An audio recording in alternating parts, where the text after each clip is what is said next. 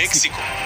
আপনারা নিশ্চয়ই কোনো হলিউড মুভি বা ওয়েব সিরিজে এই দেশটার নাম শুনে থাকবেন, কিন্তু আজকের দিনে এই দেশটার প্রায় 82% এরিয়া খালি পড়ে আছে। যে মেক্সিকোতে আজ থেকে প্রায় 3000 বছর আগে পৃথিবীর এক উন্নত সিভিলাইজেশন গড়ে উঠেছিল, মায়া সভ্যতা। সেই মেক্সিকোতে আজকের দিনে আপনি মাইলের পর মাইল গাড়ি চালালেও একজন মানুষকেও দেখতে পাবেন না। দেশটার প্রায় 80% পপুলেশন দেশটার রাজধানীতেই বসবাস করে। কিন্তু প্রশ্ন হলো কেন?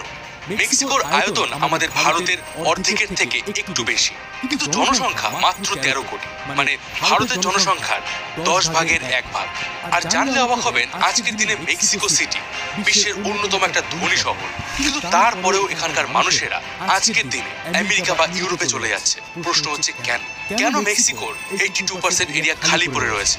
আমি রয়েছি মিঠুন আপনার সাথে। আজ কথা হবে মেক্সিকোর এই অদ্ভুত পপুলেশনের প্যাটার্ন। তো চলুন শুরু করি